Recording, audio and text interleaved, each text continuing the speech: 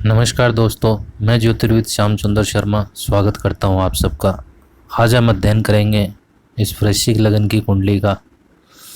तो चलिए, हमेशा की तरह हम सबसे पहले देखते हैं कि कुंडली में दशा क्या चल रही है। इस कुंडली में वर्तमान में राहु की दशा चल रही है, जो कि 2013 से स्टार्ट है और 2031 तक रहेगी। राहु में शनि की अंतर्दशा चल रही है वर्तमान में इनको, जो कि मार्च 2021 तक रहेगी। अब हम एक बार ग्रहों की स्थिति पे नज़र डालेंगे, कौन सा ग्रह किस नक्षत्र में है।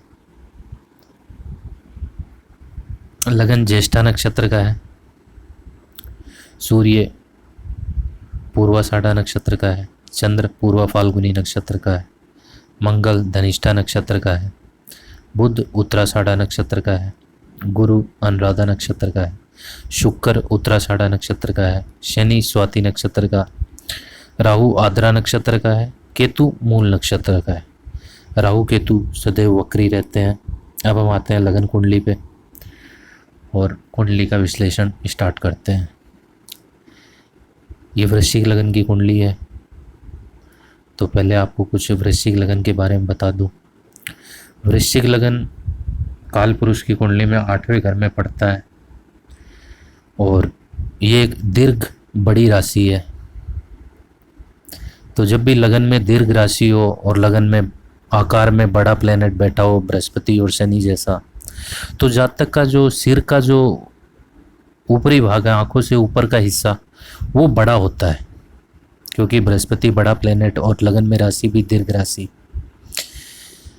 एक वृश्चिक लगन का जातक ऑब्जर्वेशन करने में बहुत परफेक्ट होता है, क्योंकि वृश्चिक लगन का जो साइन होता है वो बिच्छू होता है, जिसके शरीर पे 32 आँखें होती है, जिसके कारण बिच्छू चीज़ों को बहुत जल्दी ऑब्जर्व करता है और परिस्थितियों के हिसाब से अपने आप को तैयार करता है और परिस्थितियों पे विजय प्राप्त करता है।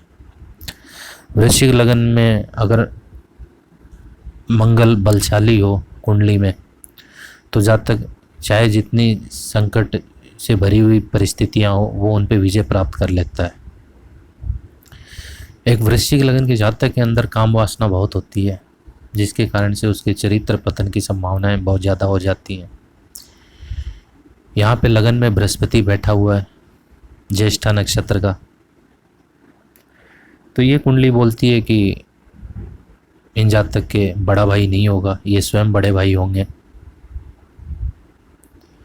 जिसके भी लगन में बृहस्पति अकेला बैठा हो, उसे किसी भी डिसीजन पे पहुंचने से पहले किसी अन्य व्यक्ति से सलाह मशवरा जरूर करना चाहिए, किसी बड़े व्यक्ति से, क्योंकि बृहस्पति जब भी लगन में अकेला बैठता है तो जातक की डिसीजन मेकिंग का पावर जो होता है, निर्णय लेने की क्षमता, उसको प्रभावित करता है। जातक चाहे जितने अच्छे डिसीजन ले, बृहस्पति उन्हें गलत करवा देता है। बृहस्पति कुंडली में कहीं पे भी हो, उस जातक को अकेले डिसीजन लेने ही नहीं चाहिए, किसी से सलाह मशवरा करके डिसीजन लेना चाहिए। अब आते हैं इनके सेकंड हाउस पे। एक लगन में जब भी बृहस्पति होता है तो जातक स्वयं बड़ा भाई होता है। अब आते हैं इनके सेकंड हाउस पे। सेकंड हाउस का लॉर्ड बृहस्पति अपने से 12वां गया है, मतलब लगन में बैठा हुआ है, और सेकंड हाउस में सूर्य और केतु बैठे हुए हैं, अग्नि तत्व प्लेनेट। जब भी सेकंड में सूर्य आता है तो जातक अपनी ज़िंदगी में अल्कोहल यानी शराब का सेवन ज़रूर करता है। यहाँ पे सूर्य के साथ में केतु है, तो केतु सपोर्टिव प्लेनेट के रोल में है। तो ये केतु जब सूर्य को सपोर्ट करता है तो यहाँ पे जातक फिर हैबिचुअल ड्रंकर्ड हो जाता है। तो ये हम कह सकते हैं कि ये एक ऐसे व्यक्ति की कुंडली है जो हैबिचुअल ड्रंकर्ड है, शराब का आदती है। एक जातक चटपटा खाने का बहुत ज़्यादा शौकीन होता है, क्योंकि सूर्य और केतु सेकंड में स्थित है और राहु अपनी 7वीं दृष्टि से देख रहा है।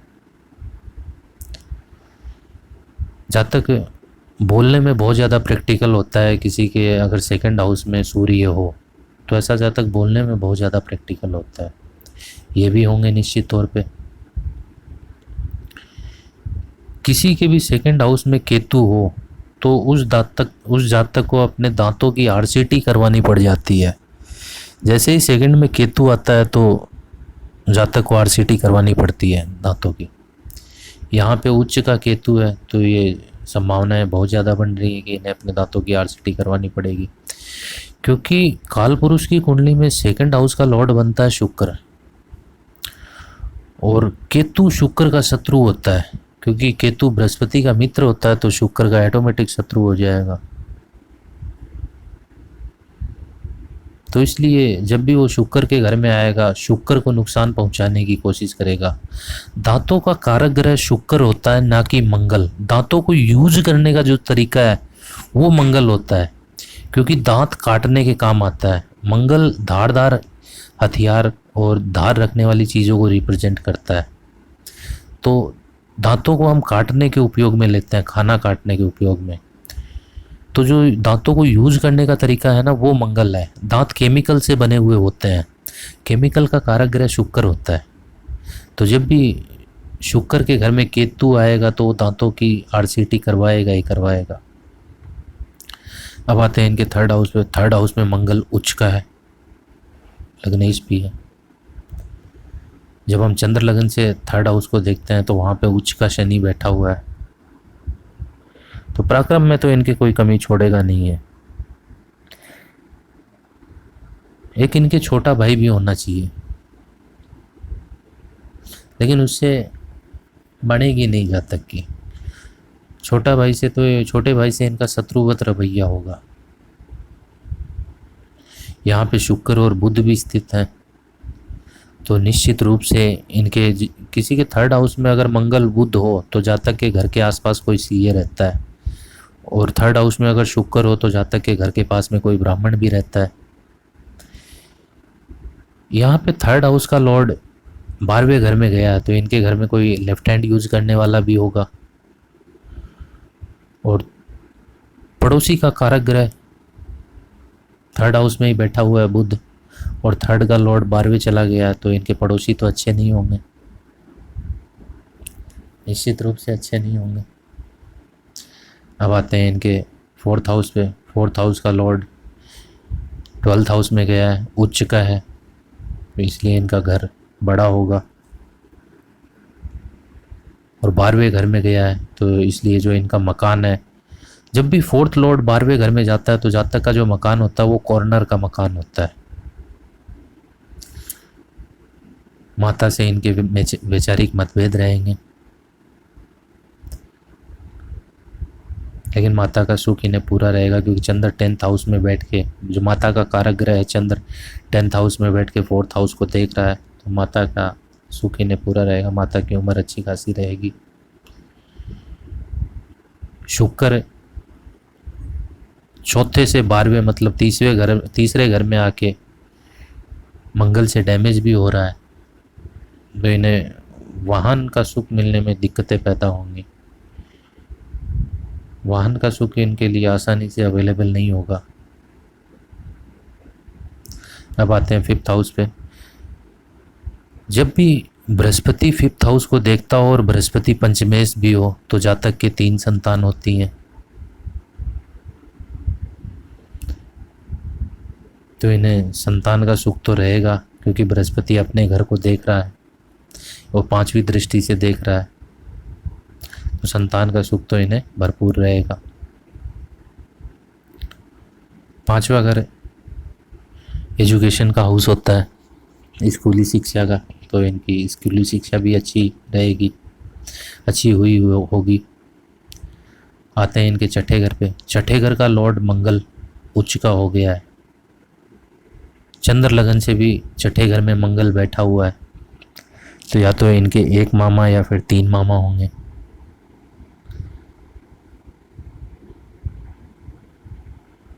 शत्रु इनके ऊपर प्रभावी नहीं हो पाएंगे, क्योंकि लग्नेश की पोजीशन अच्छी है, लग्नेश उच्च का है। इस मंगल की दशा, जो राहु से पहले जो मंगल की दशा चल रही थी, उस मंगल की दशा में इन्हें कर्जा हुआ है। तो इनका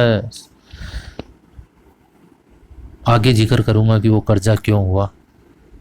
कुंडली में योग भी देखेंगे उसके कि ऐसे क्या योग थे जिसके कारण कर्जा होगा। इन्हें ननिहाल का सुख भी अच्छा खासा रहेगा, क्योंकि 12वें घर से शनि उच्च का बैठ के छठे घर पे 7th एस्पेक्ट डाल रहा है। तो जब भी कोई भी उच्च का प्लेनेट अपनी 7वीं दृष्टि से जिस भी स्थान को देखता है वहाँ पे पॉजिटिविटी डालने की कोशिश करता है, क्योंकि उच्च के प्लेनेट के पास देने के लिए पॉजिटिविटी होती है, निगेटिविटी नहीं। अब आते हैं इनके 7th हाउस पे। 7th हाउस का लॉर्ड शुक्र 3rd हाउस में गया है, तो इनकी शादी किसी ऐसी जगह पे हुई है जहाँ पे इनका कोई निकट का रिश्तेदार, चाचा मामा मौसी, जो पहले से ही ब्याहे गए हैं। जब भी 7th लॉर्ड 3rd हाउस में जाता है तो ऐसी परिस्थिति बनती है। इनकी शादी ऐसी जगह पे होती है जहाँ पे पहले से ही कोई निकट का रिश्तेदार ब्याया गया होता है। पत्नी का नैसर्गिक कारक ग्रह शुक्र मंगल के साथ में है। वैवाहिक जीवन तो इनका अवश्य डिस्टर्ब रहेगा। जब भी मंगल शुक्र की युति होती है कुंडली में, तो जातक की जो पत्नी होती है वो अपने मायके पक्ष की तरफ ज़्यादा झुकाव रखती है। और मंगल शुक्र की युति के कारण जातक के अंदर काम वासना की अधिकता होती है।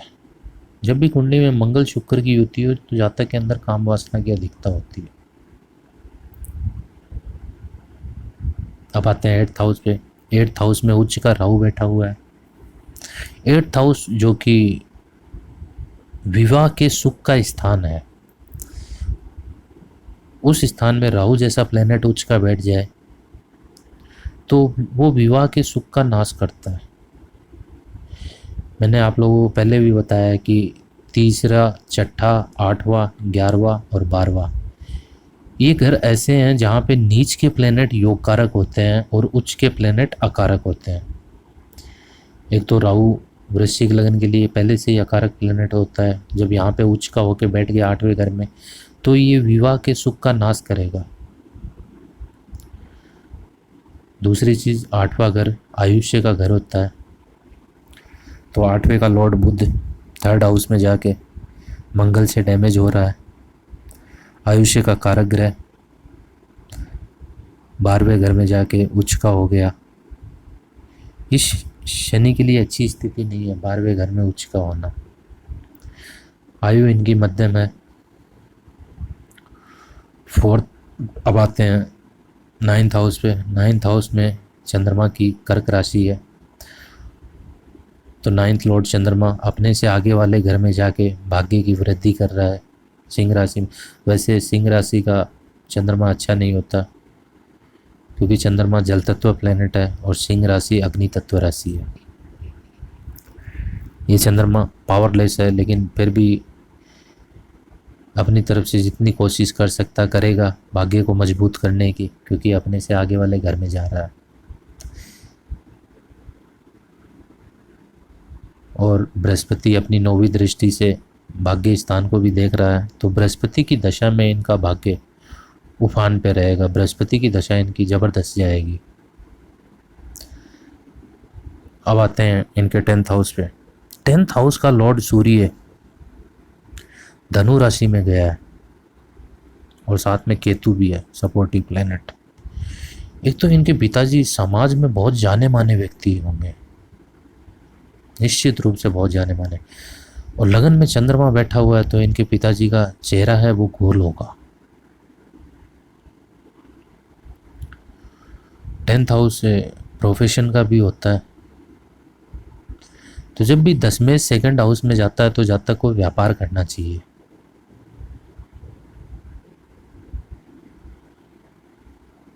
अब आते हैं 11th हाउस पे। 11th हाउस का स्वामी बुध छोटे भाई बहनों के स्थान 3rd हाउस पे आया है, तो इनके कोई छोटे भाई बहन नहीं होंगे, कोई बड़े भाई बहन नहीं होंगे इनके, क्योंकि लगन में बृहस्पति पड़ा हुआ है जो कि बड़े भाई को दर्शाता है। 11th जो कि अपनी इनकम को भी दर्शाता, लाभ को। लाभ भाव का अधिपति बुध मंगल के साथ में डैमेज तो हो ही रहा है, और लाभ स्थान पे किसी बेनिफिक प्लेनेट की कोई एस्पेक्ट भी नहीं है। यह हाउस इनके लिए कमज़ोर ही रहेगा। अब आते हैं 12th हाउस पे। 12th हाउस में जब भी उच्च का शनि हो तो जातक के जो सैया सुख में वो बाधा पहुंचाता है। सही, क्योंकि शनि अभाव का कारक ग्रह है, तो ये जब भी 12वें घर में बैठता है तो सैया सुख का अभाव पैदा कर देता है। 12वें घर का शनि जातक को दिन में नींद लेने की प्रवृत्ति पैदा करता है, दिन में सुलाता है जातक को, रात को लेट नाइट तक जगाता है। अब इस कुंडली में जो इनके क्वेश्चन थे, अब उन पे डिस्कशन कर लेते हैं। एक तो इनके पास पैसा नहीं टिकता है, जो कि मंगल शुक्र की युति है कुंडली में, तो धन तो टिक ही नहीं सकता, लिक्विडिटी कैश इनके पास नहीं टिक सकता है। मंगल शुक्र की युति है तो इनके घर में कोई ऐसा शीशा होगा जो कि नीचे से टूटा हुआ होगा।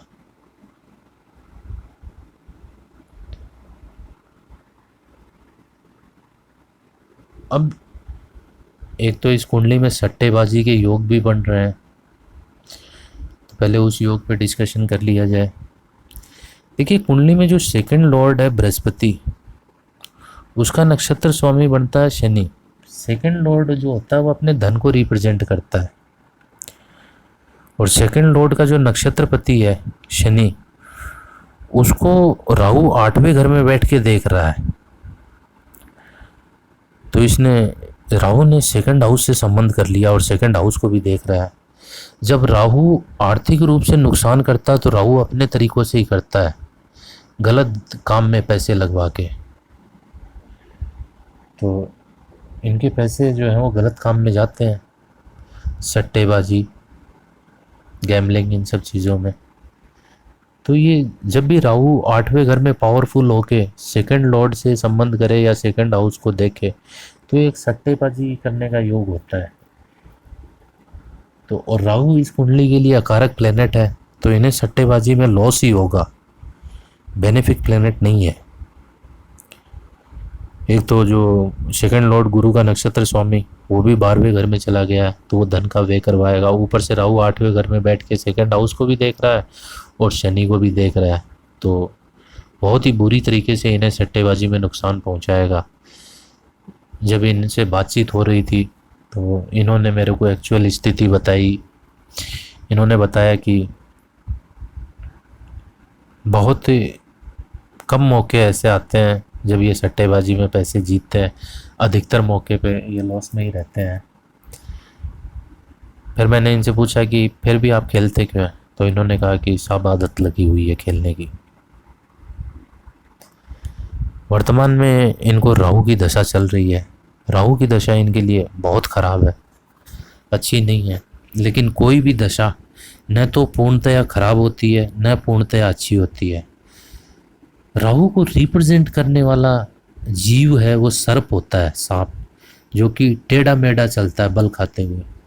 तो राहु की दशा भी इनकी ऐसी ही जाएगी, कभी अच्छी कभी बुरी, कभी बहुत अच्छी कभी बहुत बुरी, ऐसी इनकी दशा रहेगी राहु की दशा। लेकिन राहु की दशा में जो एक रिजल्ट प्रधानता से आएंगे वो ये कि इन्हें वैवाहिक जीवन का सुख नहीं मिलेगा। लेकिन जब इनकी बृहस्पति की दशा आएगी तो वो इनकी जिंदगी की गोल्डन दशा होगी। उस दशा में इन्हें सारे सुख मिलेंगे। किसी को अगर बुढ़ापे में बृहस्पति की दशा आ रही है तो वो सर्वोत्तम दशा होती है। बुढ़ापे में राहु की दशा बहुत दुखदायी होती है और बृहस्पति की दशा बहुत सुख देने वाली दशा होती है। एक मंगल की दशा ने इन पे कर्जा भी किया है, क्योंकि मंगल षष्ठे से इस कुंडली में और छठे से 10वें स्थान मतलब थर्ड हाउस में बैठा है। तो छठे के रिजल्ट मंगल ने प्राइमरी किए हैं प्राथमिकता से। तो मंगल ने इन्हें कर्जा भी बहुत दिया है,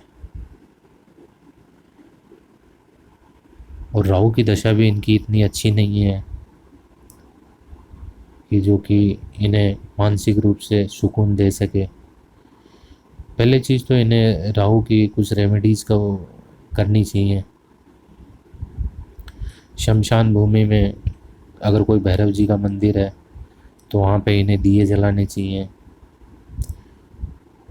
और दूसरी चीज़, इन्हें बटुक भैरव के पाठ भी करने चाहिए राहु को रात से भटकाने के लिए। राहु की दशा चल रही है, गली के कुत्तों को इन्हें खाना खिलाना चाहिए, तो ही राहु महाराज शांत हो पाएंगे इनके, अदरवाइज नहीं। बाकी कुंडली में आने वाली जो दशा है बृहस्पति की महादशा, बहुत ही अच्छी दशा रहेगी इनके लिए। एक जब एक योग के बारे में और बात करते हैं, 10वें सेकंड हाउस में गया हुआ है और वो 10वें से सूर्य बनता है, तो इन्हें पिता की तरफ से जो इनका बिजनेस है उसमें इन्हें सहयोग करना चाहिए।